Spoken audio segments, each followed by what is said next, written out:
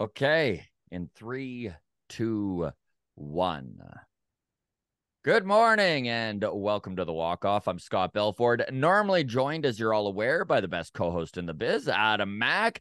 He is finishing up the final little bits of his move. He's fully into his new house now, but I talked to him yesterday and he's still sweating and moving the last thing. He kind of described it as he did the first 90% of the move in day one, and since then, the last 10% has been what he's working on, and it's the hardest 10%. Anyone who moves knows that trick, right? You think your place is empty, you go open that closet, and you're like, oh shit, haven't even touched it. But we're very lucky to have a friend of the show filling in for him, being a guest host, Juan Forno. Welcome to the Walk Off, buddy. Thanks for taking the time. Yes, always a pleasure. Love sitting down with you talking baseball. So I'm here for it. I'm ready. For those of you who forget, Juan, Seattle Mariner fan, was living in Seattle. He is now in Portland. So we're going to get some views on the Mariners. We'll talk the Blue Jays. We got a big show coming up. Of course, we'll get to three studs and a dud. The playoff push, it is in full steam ahead mode here for most teams that are still in contention. We'll break that down. The trade deadline literally days away. What do the Mariners do? What do the Jays do? Are the Angels going to go all in after that Giolito trade? I was like, okay, this could be scary if they are no longer in the selling market. We'll talk the Rogers Center and its upgrades. We'll touch on Crime Dog, Fred McGriff, and his induction into the Hall of Fame. And then we'll end on some Blue Jays and Angels talk as that series is coming up. So you've been a busy boy. We were both in Seattle for the All-Star break, which was Yes, incredible. incredible, That incredible. city was alive, man. Dude, you know what's wild is I thought so, and then I went to the Taylor Swift concert last weekend, and I was wrong because it was also Blue Jays weekend in Seattle, and you know how that gets. And so I left the stadium Sunday afternoon, probably at like 4 p.m., and I could not begin to explain to you the amount of 15-year-olds in prom dresses that were covering that parking lot ready for Taylor Swift to come on stage in like 5 hours. It See, was you were nuts, telling dude. me this. It changed my view of Taylor Swift fans because, like, I viewed Taylor Swift fans like you just described it, but 15 years ago. So Yeah. now I always envision Taylor Swift fans as sad, single 32-year-olds. And maybe Well, that's there was a lot a of that terrible, too, and I you're just like, didn't want to. I didn't want to throw them under the bus like that. no, no, But no. anyways, All Star Weekend was incredible. My favorite part was you getting caught trying to sneak a Coors Light out of Sluggers. Um, Big ups to Vladdy for winning. Big ups to Julio for hitting 41 in one round. And then the All Star game, we got a special game. I think it was one of the better ones in a long time. It's too bad that Julio couldn't come through in the bottom of the ninth, but good game Sure nonetheless. made for some theatrics, though. Out of curiosity, one, I know the Jays were just there last weekend.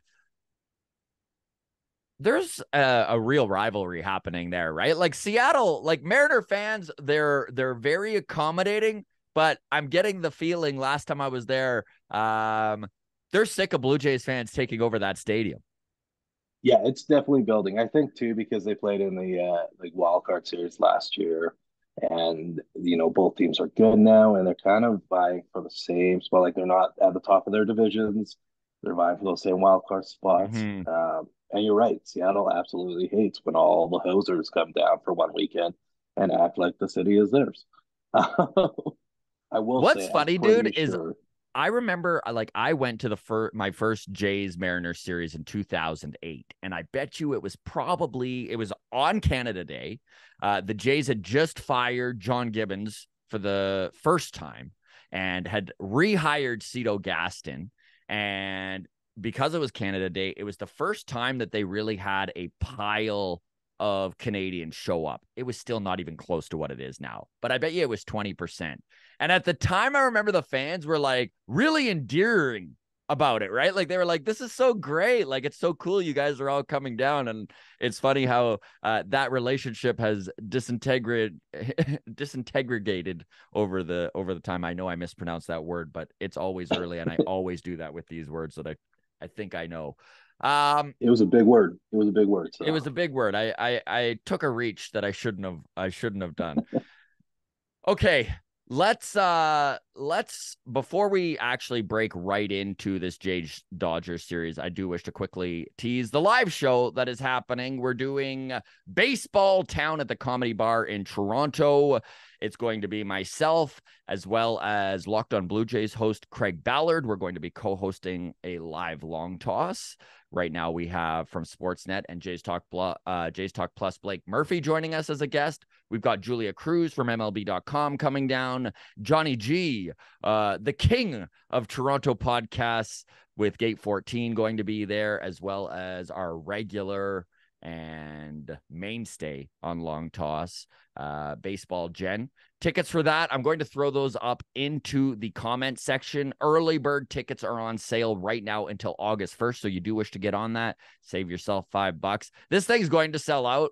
I was looking at tickets the other day and we're already at about 15% sold. So being that this is September 10th, everybody, get on it because this is 5 weeks away and we're already pushing numbers, which is good news. We're going to celebrate everything Blue Jays under one roof. Lots of giveaways too. Okay, let's get into this, buddy. Jays and Dodgers. I was just at Dodger Stadium. Have you been to Dodger Stadium, Juan? you know what? I actually have not been to that stadium, but I hear I need to go, and I think for me, it's because of the Mexican culture in the bleachers. That's my biggest Truly. reason to want to go to Dodger Stadium. Buddy, it was magic. It was so funny because we Yeah. were sitting in the left field bleachers on Friday night and it was just a blast. And the baseball knowledge there was just so thick. There were just these little kids, right? Like these Oh yeah. 4-year-olds and 6-year-olds that were just like literally eyes on the game the whole time. And you don't see that out of these like, preschoolers, grade, like I didn't have the attention. I could watch like at 6, I was more intensely concerned about my coloring books than Mhm. as you can tell, I'm old. I know you can replace coloring books with kids YouTube now, but wasn't so lucky. But man, it was really cool to see that and then to get good seats behind home plate and realize that the vibe that I had fallen in love with was completely gone. Nobody was paying attention. Just rich people literally standing up and wandering around in the middle of the game. I was so choked a few times, dude, where like just huge groups of people would just be standing talking in front of me and I'm like, are you not I shouldn't have paid this much for these tickets. I don't have the money you guys do to just not pay attention. But definitely the Yeah. atmosphere in the upper bowl and in those left field and right field bleachers, man, just magic. You know what Dodger Stadium has that most stadiums don't? And it's just that history and that romance to it that you can just Mhm. feel the age, right? Like Totally.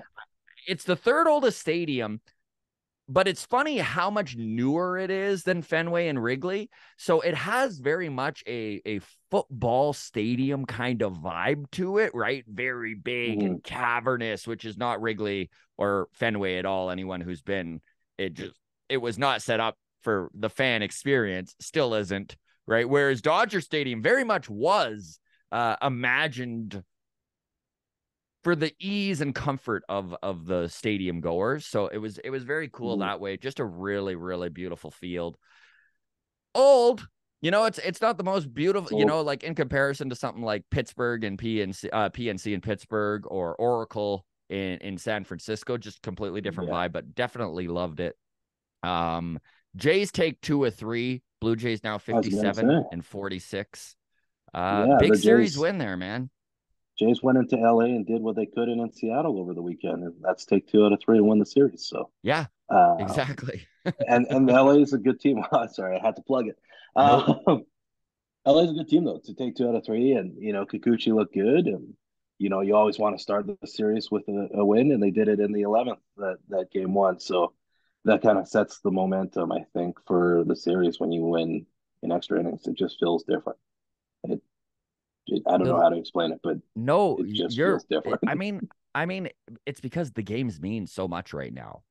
So Mhm. every game matters. There is a different vibe that comes around all of baseball by the end of July, Yeah. especially with the trade deadline so close. Out of curiosity, how long it blew me away, actually, the vitriol and the hate for George Springer. That Dodgers fan base, dude, they have not forgotten, and they definitely have not forgiven No, 2017. no. Yeah, the Dodgers has got to be the worst place for him to go into.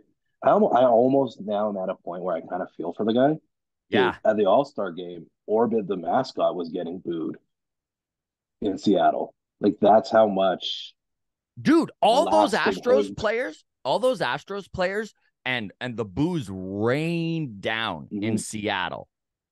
Oh yeah, And always, man, they always. didn't play on that 2017 team. Doesn't matter. Doesn't matter. It Like I doesn't will say, matter. like when Houston is there, Altuve and Bregman get it the worst because they Yeah. were around. So those guys get lit out way worse than anybody else. And then even Springer, wherever he goes, like, and I imagine because they played LA in the World Series, like LA is never going to forget. Not until they win another Even two or then, man. three, then they might let it go. So we're 6 years in. So this was my question to you. How long? Like at first I really felt like 3 to 5 years, and this would just be the history of the game. This would just pass, Mhm. kind of similar to the sticky stuff, right? Where it's like, yeah, it was a big deal when it happened, but fans are forgiving and forgetting, and we all know how baseball is, which is turn a blind eye to anything that's controversial until it blows up in your face. That's MLB Mhm. 101, Rob Manfred 101. Um, do you think 10 years, like go 4 years in the future? I'm at the point now where I'm like, it's going to take 2 decades. It's going to take I think 20 years.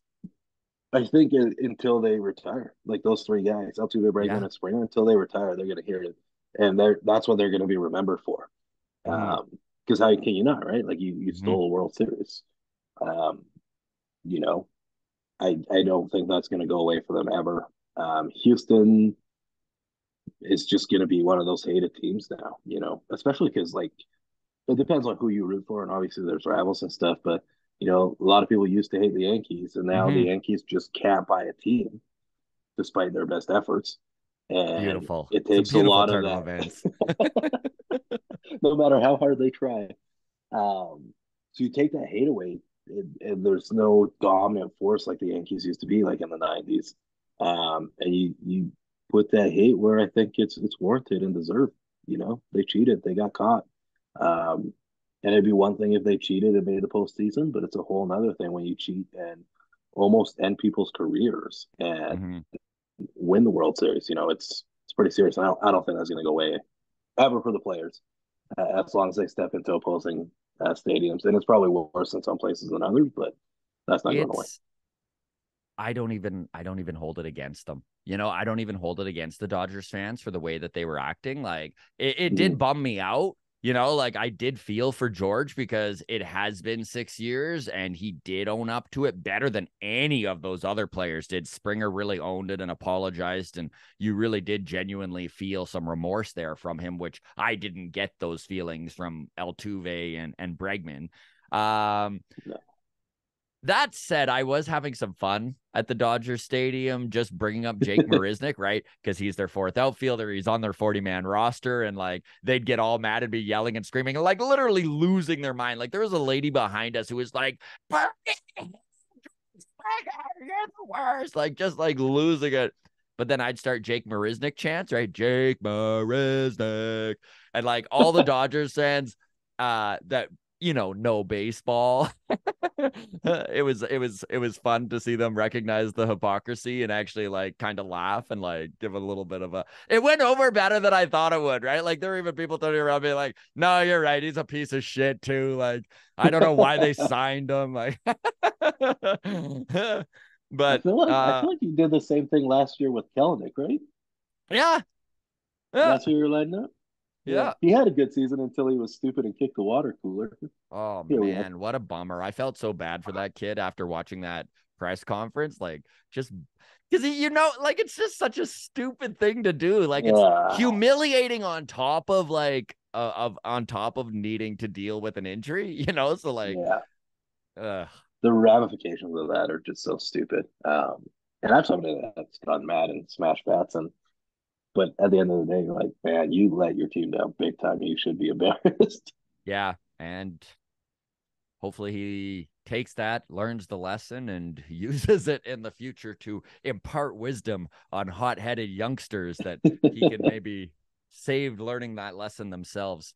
Okay, so we do this little segment one every Friday called Three Studs and a Dud, where Adam normally goes over the performance of the Blue Jays and picks out the three best players.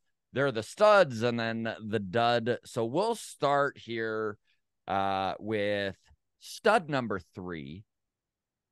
And it's funny because I was combing through all of the last week here stats and the guys who had been big performers. And maybe this isn't the most obvious number 3 stud because, and don't get me wrong, offensively, he was fine.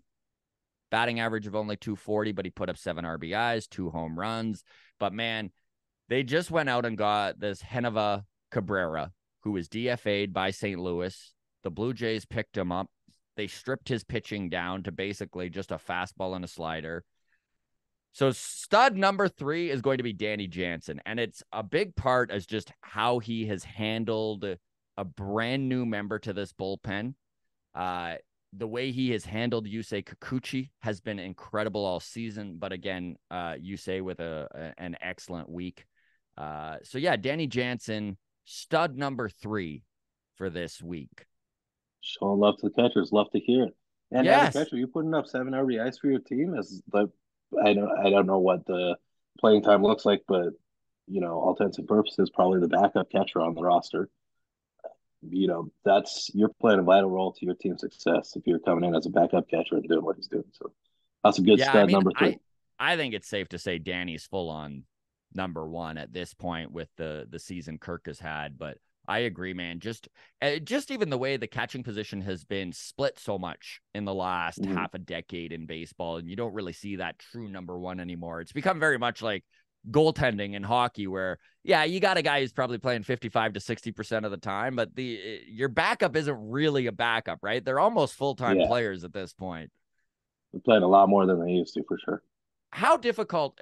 I mean, you're an old catcher. How difficult is it to deal with the pitching staff and deal with calling the game and deal with what's going on behind the plate, but then also still concentrate and contribute offensively? Because there are so few guys who can do that, and Danny Jansen truly is one of those dudes. What does that take? It's hard, man. I know, like for me, especially like towards the end of the game, those at bats were dog shit.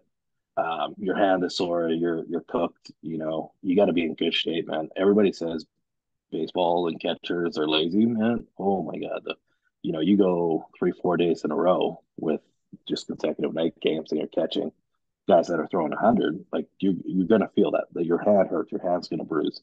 And then to equipment on, equipment off, and then go step up to the plate and grab that wooden bat and just So pray to God you don't get sawed off by a here, by a here's a Gosman stat for you. sinker. Here's a stat for you. So it's not nothing then that Danny Jansen, of his 14 home runs, 8 of them have come in the 7th inning or later. That's impressive, right? It's incredible. It's incredible. The guy For me, is a like gamer. when I was in university, man, come like the 9th inning, I couldn't even hold a bat. My hand hurt so much, and that's probably like speaks volumes to how well I was at receiving, which was not very good.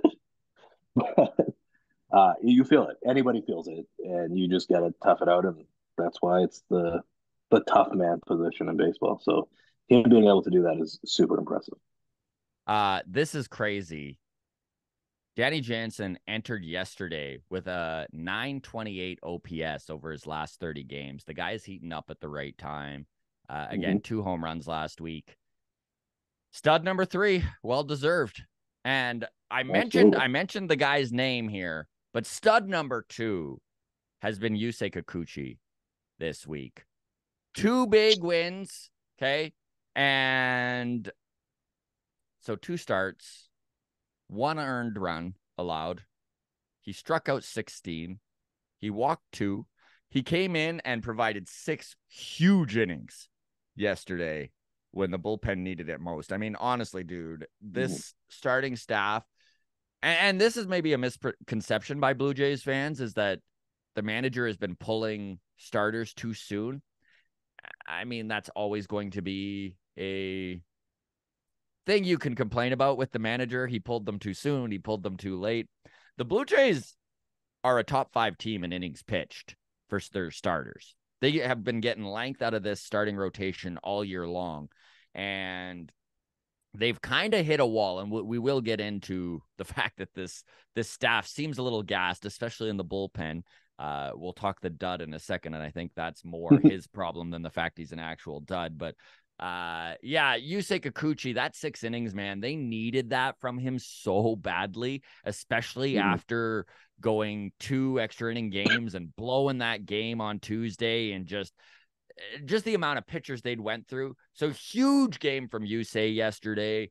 Stud number 2. He's been so much better this season, man. He's got a 3.79 ERA. He wasn't even guaranteed a rotation spot, coming into the season and spring training. He had to, he had a good spring. He had to earn that spot, and 3.7. That's as maybe your probably number 5 guy, number 4 guy. Depends how you want to slot Manoah in there. Yeah.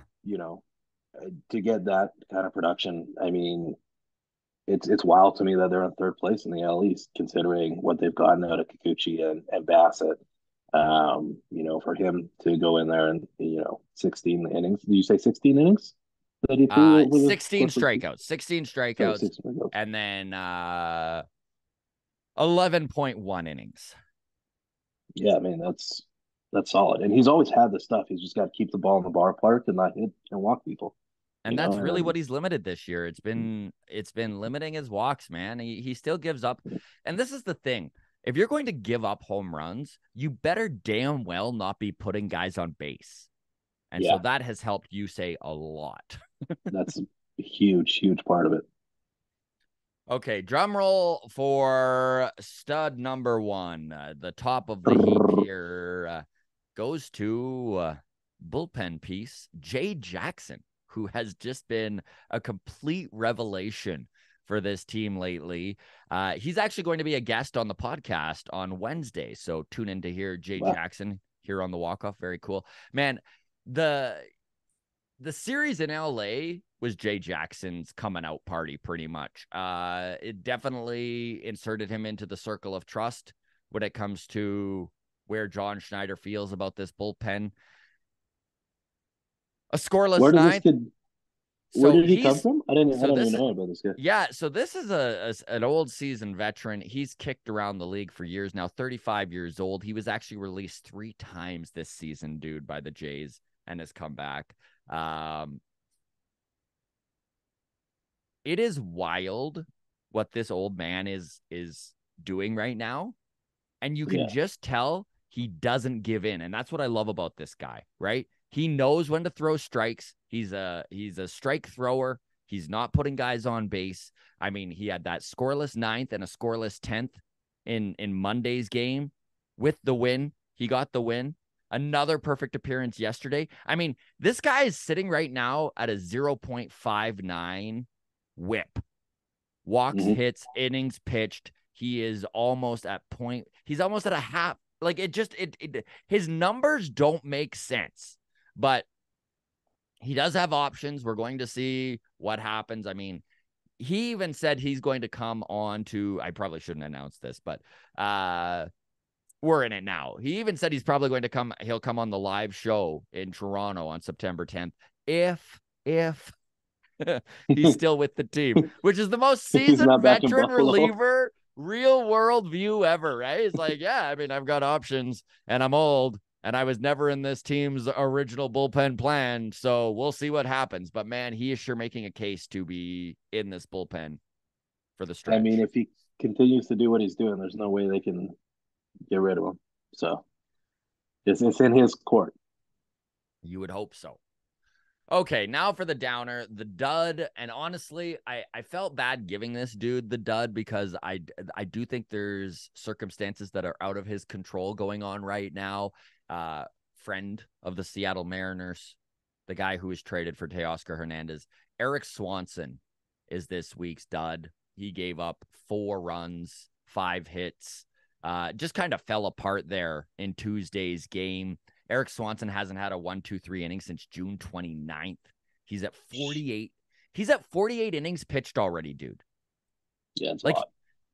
like his season high was 58 innings pitched, and that was back in 2019 when he was still making some starts. Like the dude is going to break his career high in innings by 25%, 30% this year.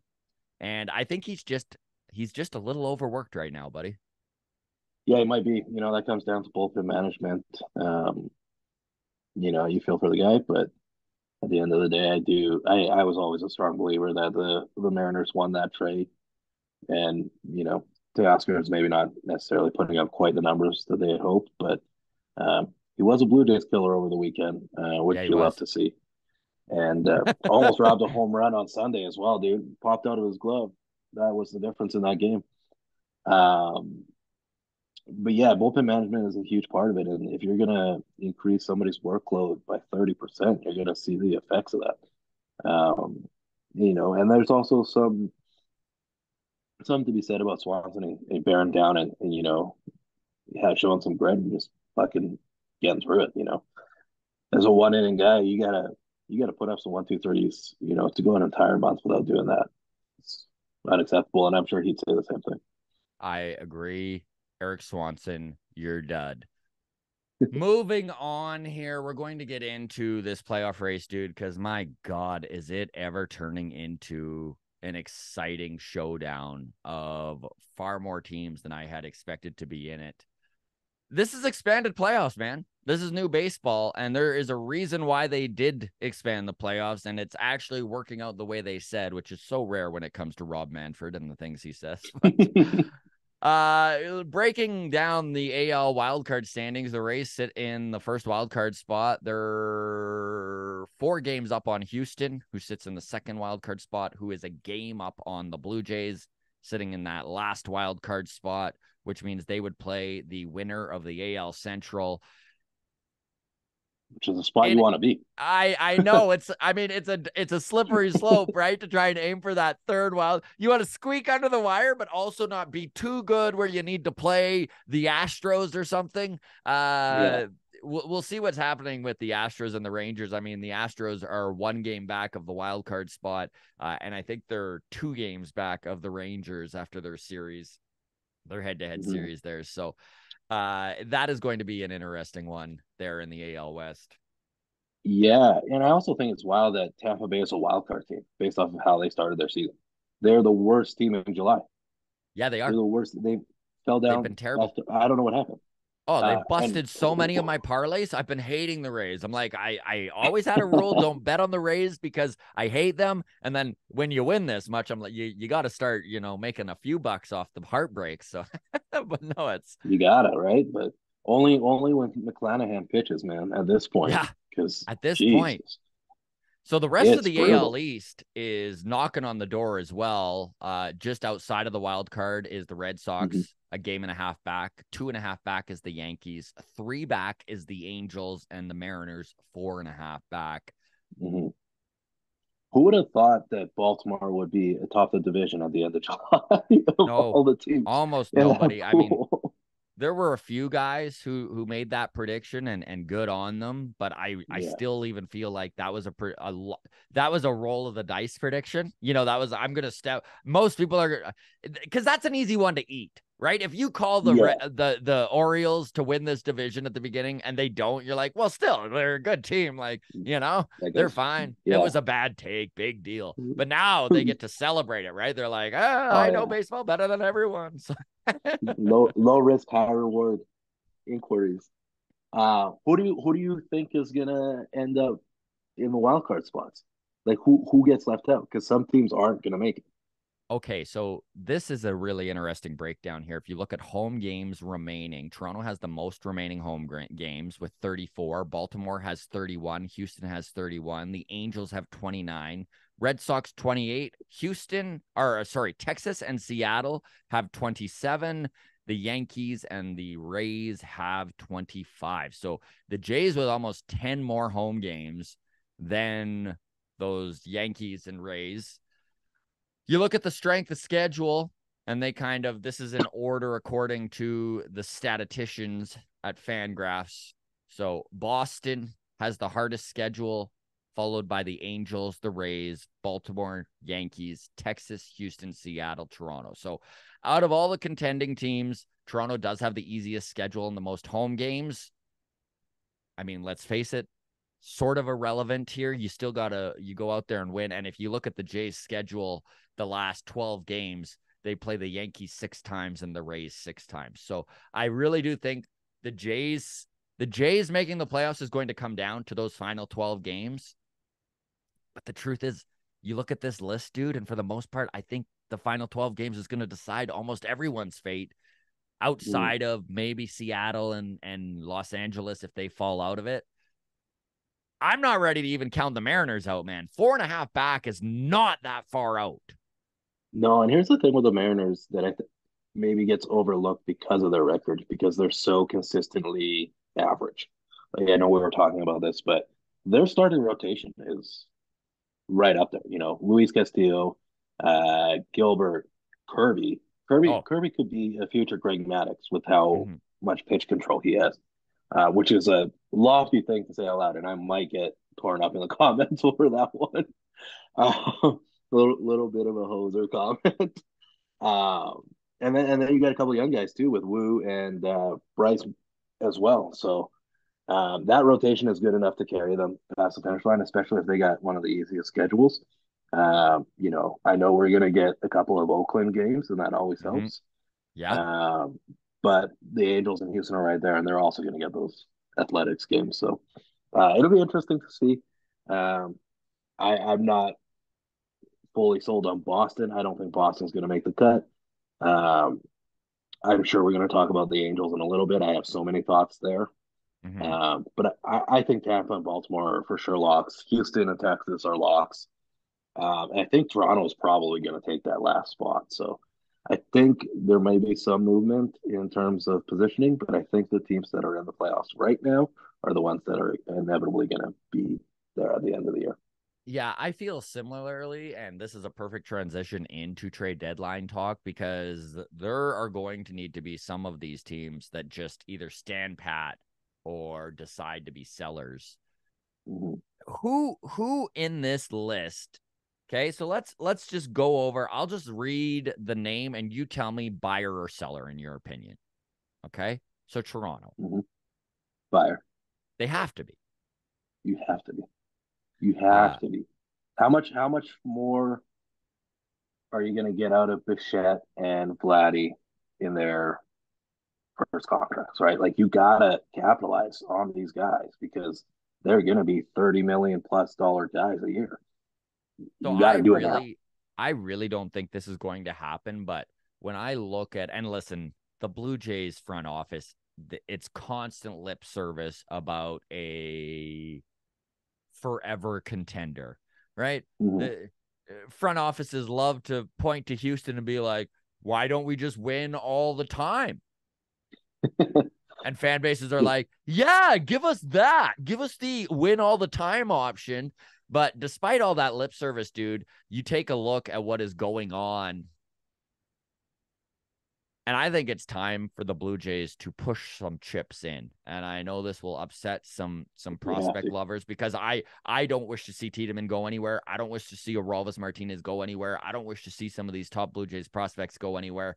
But I just feel like the window is now. They've got about Mm-hmm. 2.5 years where you've got legitimate contention in your sight. You've got Bo Bichette and Vladimir Guerrero Jr., your pillars, your core. George Springer gets older every year. This is the time. And I, as a fan who lived through 2000 to 2014. Those were a rough 15 years of Blue Jays fandom. Not a lot I think going the other on. thing that the Blue Jays have to consider is they got to look at the American League playoff picture. Who is the runaway dominant team? Mm-hmm. The the Orioles have the best record right now. You're Yeah. going to tell me that that young Orioles team is going to have what it takes to win the World Series and dominate in the playoffs? Probably not yet. They might, but there's no clear cut. We can't beat that team. The Jays are right there with everybody in the American League. There's no reason for them to not go in. The And second that they don't, they lose their fan base this year. oh People are yeah, going to and be pissed. I'm expecting an underwhelming trade deadline, but I really do hope that Atkins shows some guts, right? And Mm-hmm. does what needs to be done here. This pitching staff that they have assembled has been incredible. I mean, this year, the only reason the Blue Jays are even in a playoff spot right now is because of defense and pitching. And you know what wins in the playoffs, buddy? So this team is built for the playoffs. This is why they assembled this team in the way they did. It's why they traded Teoscar Hernandez for Eric Swanson to bolster the bullpen. It's why they moved on from Lourdes Gurriel Jr. and Gabriel Moreno to bring in Varsho. And it has worked. I mean, if you look at defensive runs saved in center field alone, the Blue Jays are at 25, leading Major League Baseball by so much it's insane. Now, yeah, there are holes on this team. I don't know if the Moreno Gurriel trade was indicative of the defensive play in center field though, because that's Kiermaier. That's not Varsho. Right. So No. I believe that was a horrible trade for Toronto. I said it when it happened. I know we've gone back and forth on this. And I mean, it's in terms of like what the numbers look like right now and how the things have gone. Yeah, Arizona definitely won that trade year one. You know, I do think Moreno is going to be the best player out of the three of them. Which we'll The need to wait and Gurriel was see. a That's the thing with a guy like there's Moreno. still so much time. I love Gabriel Moreno. Got a cannon of an arm. Catchers just take a while to develop, and I really do think in 5 years Gabriel Moreno is going to be a stud of a catcher. He just didn't line up with the timeline for the Toronto Blue Jays, and I do believe that the Jays tried to move Kirk instead. I mean, I want to have at least enough faith in the front office that was their original plan and attempt, and just couldn't move the needle without Gabriel Moreno. It is a bummer they had to give up Lourdes. This trade would look a little less lopsided, I think, if Lourdes hadn't been involved, especially the fact that the Jays now need a right-handed bat. That, boy, Lourdes would have looked good there, but it is what it is, right? And Dalton Varsho has added an element to this team that they didn't have, right? They finally have a dude. It's not sexy, but boy, he can lay down a bunt. He's incredible in left field. I know that these are tangibles that they don't move the needle for the fan base like a guy with the potential of Gabriel Moreno. We don't need to deep dive into this trade again.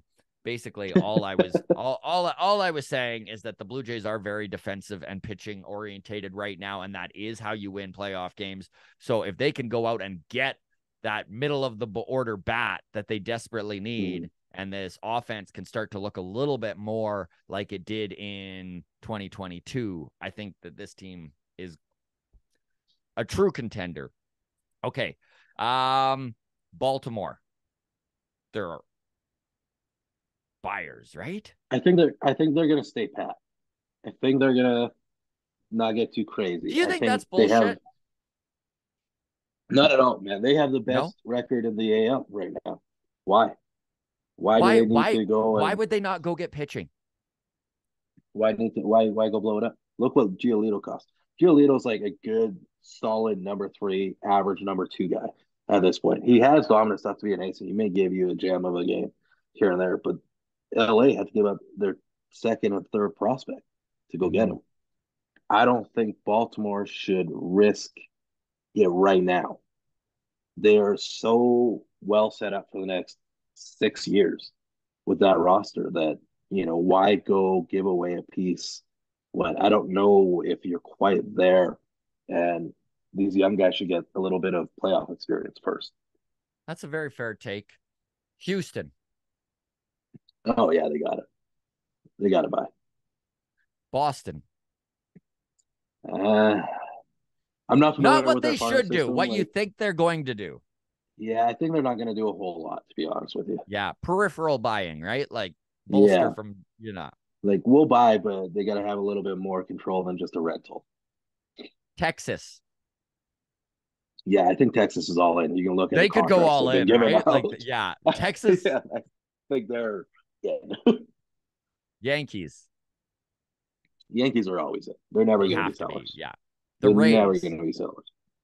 The Rays are going to be sneaky buyers, like they always are. They're not going to Yeah. go and add a $20 million guy or anything like that. But I think they're a sneaky buyer, and I do think there is some level of frustration in Tampa Bay, where we're always good, we're geniuses at working the cap, but we need to just be pushed over the hump. Okay, Seattle. Your Mariners. I don't think they're going to do a whole lot. I think they're Yeah. really really happy with their youth, and they're not going to risk that because I don't feel like they feel a World Series is in the Could you see them selling on cards. Teoscar? Yeah, Yeah. yeah, oh for sure, yeah. I can definitely see that. I don't think they will because I don't think they want to send the message to the fan base that they're giving up on the season. They're still very well, Mm-hmm. within it, and the fan base is hot right now in Seattle. People are loving the Mariners right now, so I don't think they will sell Okay. unless there's an eye towards next year. I saved this team for last for a reason. Mm-hmm. The Mm-hmm. Los Angeles Angels, I So think, many have thoughts, already dude. shown they've already shown what they are, right?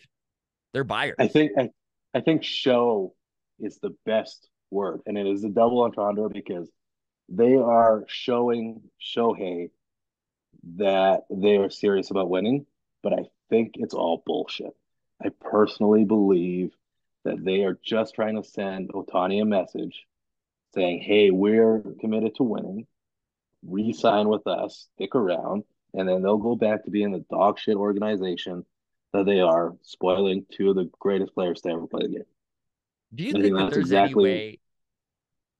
No, you're right. You're right. And I mean, everyone who is a baseball fan looks at the Angels the exact same way. What a shame. Mm-hmm, mm-hmm. Yeah, and I just don't buy the Giolito trade being this all-in push that I think it was made out to be. I mean, they got rid of their number two and number three prospect. With that being said, only one of those kids was a top 100 guy, and he Mm-hmm. was like in the mid 60s. So that's not a knock on those guys. I'm not saying they're bad players, but I'm not. They're not giving up a top 20 guy. They're not giving up multiple top 100 guys. So how much are they in? Don't get me The wrong, Blue Giolito's a good pitcher. Jays, He makes the team better, but I'm I not buying it. agree, man. And I think the Blue Jays truly have a chance here this series to straight up turn the Angels from buyers to sellers. If they can sweep the Angels, they go from 3 They games go back of six that last back. wild card to 6. Mm-hmm.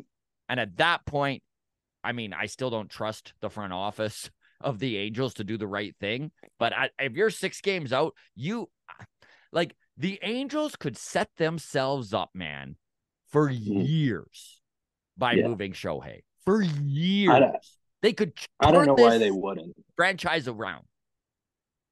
I have no idea why they wouldn't trade him. I don't know why they would go out and get Giolito.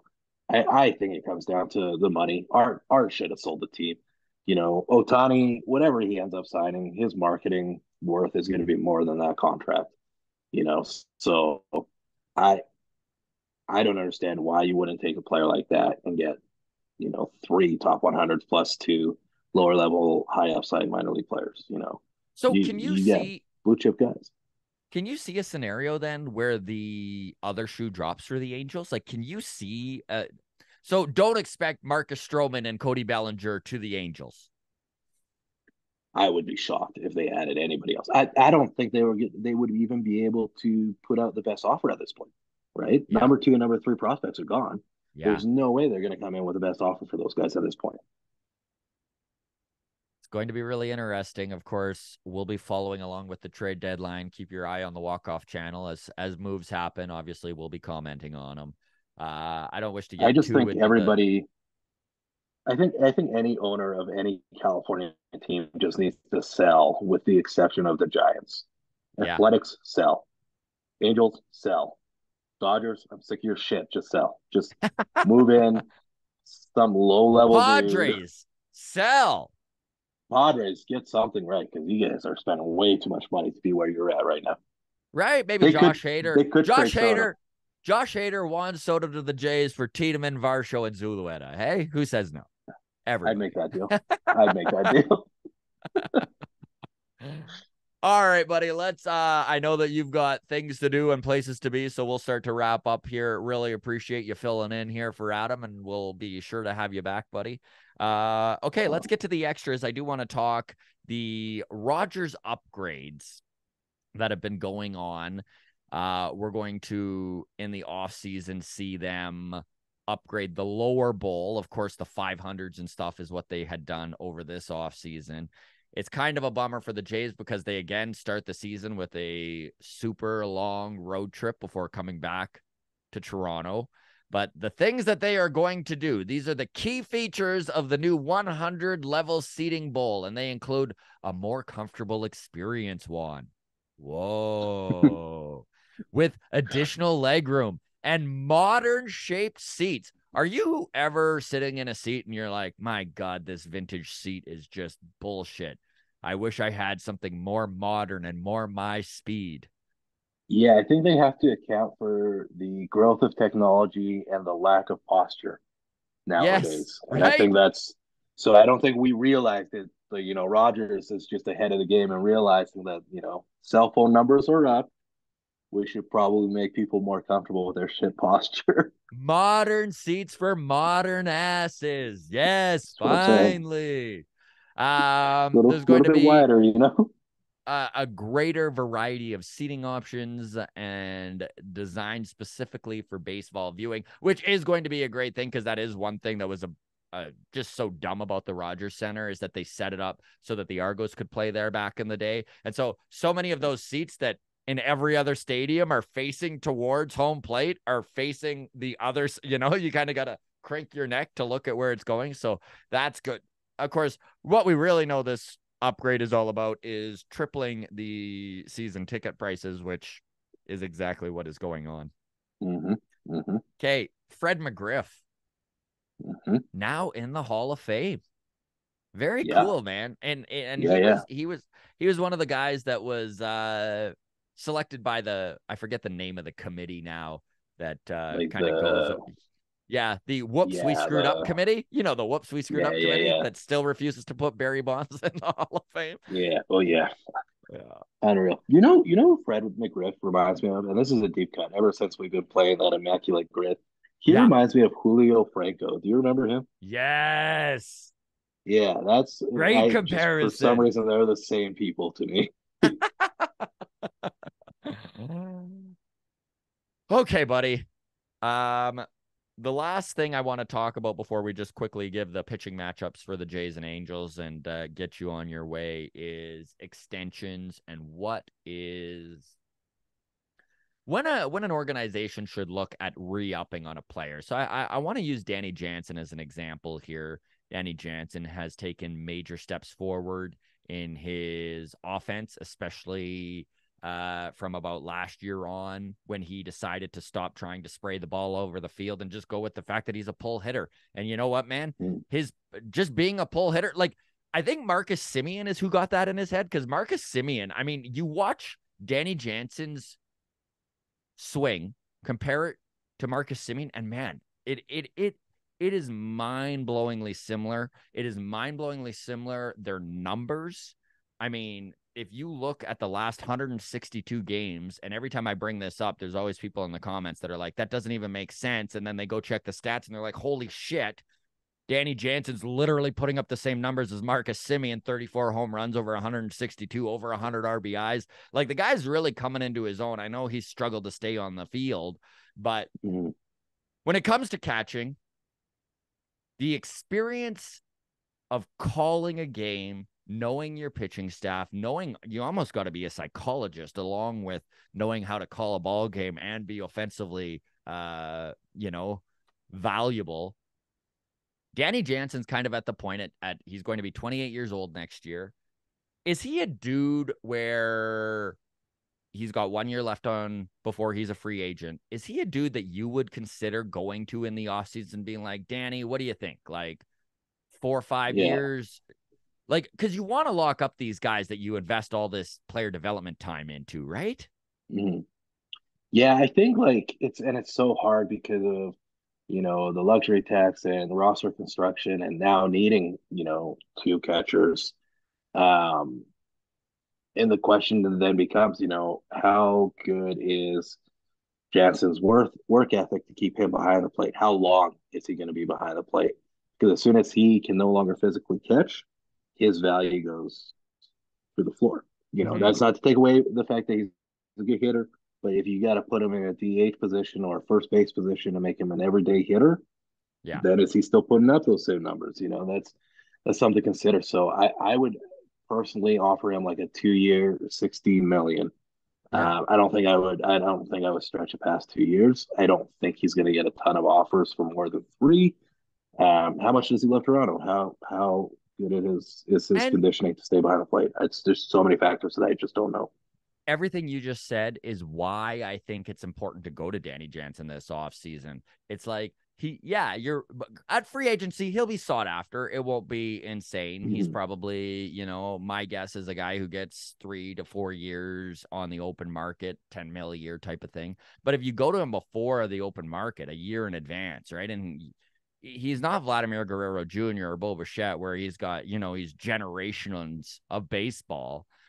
Mm-hmm. If you go to Danny Jansen, you're like 3 years, 30 million. How does he not sign that?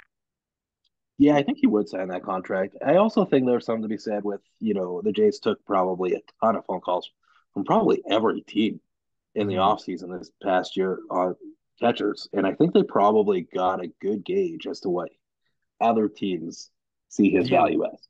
You know, maybe not necessarily dollars wise, but do teams want him? Do they think he's good? What would they offer in a package in terms of prospects for him? I think that could be very telling as to what they think they can get away with in terms of contract. That's how I would gauge it. But for me, I'm thinking 2 years, 16 million with escalators and games played and power numbers. If he ends up surpassing Kirk full time and ends up taking 65, 70% of the games behind the ditch, then yeah, he's worth a lot more for sure. So yeah, give him an $8 million base and escalators and player options. There's ways to get creative with it for sure and make him earn more. Would love to hear from the grounds crew. So if you're watching this right now, Danny Jansen, are you into an extension, and what do you think is fair for a Danny Jansen contract? Okay, let's wrap things up here. Angels and Blue Jays starting their series tonight. This is a huge series for a end of July, seemingly nothing series that if you were to just look at this series on the schedule in early April, you'd be like, meh, I could miss that one. But this is some like real implications here. Newly acquired Lucas Giolito taking the mound for the Angels. The Blue Jays ace, Kevin Gausman, doing the same for the Birds. Rob Dittmer versus Alek Manoah tomorrow, and then Tyler Anderson and Jose Barrios on Sunday. Kevin Gausman, from a Mariners fan standpoint, is he a top 10 starter in baseball, in your opinion? Yeah, I think right now he is. I was pretty critical of that signing too. Just with his time in Baltimore, and I know that he started turning around, but he felt like one of those guys that was maybe, a flash in the pan, 1-2 good seasons. But I was wrong. He's looked like everything the Blue Jays wanted out of him. He's got 3.18 right now. And I think it's going to be a good game to see, Giolito in red for the first time versus, arguably a top 10 starter. I like that. Series. I like that you just owning that you were wrong. But I mean, also, I was trepidatious about Kevin Gausman signing, and it had a lot more to do with contract. It was a big contract, but it had a lot more to do with Robbie Ray than it did with Kevin Gausman, because he was our boy. He just won a Cy Young. And I was like, bring Robbie back. And then he It was signed like for the like same contract. 5 million, only 5 million more. Like it felt like they had just chose Kevin over Robbie, and it felt weird. Mm-hmm. But now you look back and you're like, oh yeah, they Nailed did. it. They did choose Kevin over Robbie, and they nailed it. Yeah, Yeah. exactly. They definitely Exactly. got it right for sure. Okay, Mr. Forno, thank you so much for joining us. For everyone watching right now, Juan Forno, a very, very funny comedian. He is going to be in Calgary performing at the Craft Island Comedy Festival September 21 to 23, correct? Nailed it. Yes, And sir. if you would like, if for the American viewers out there, where can they find your comedy special? Oh man, it's so you can check out my comedy special, The Snow Mexican, on Amazon Prime. I would like to point out that I am Latino, so it's okay for me to say that. Latino Canadian. I don't know where. Anyways, go watch the special and it won't be offensive. And then touring all over the Pacific Northwest. So I start my tour off in Everett September 9th, and then it doesn't wrap up until the end of October. Washington, Oregon, Idaho, BC, Alberta, all over, man. So I'll be Love it. around if the people want to come see me on the West Coast. Can't wait to see you, my friend. And thank you for filling in. All the best, buddy. Cheers to everyone watching. Please hit the like button. If you have yet to subscribe, you know we appreciate it. A tip of the hat to the Patreon. All the best, everybody. Cheers. All right, dude. That's everything. Cheers, man. Fuck yeah, nailed it. I will see you next weekend. I look forward to it.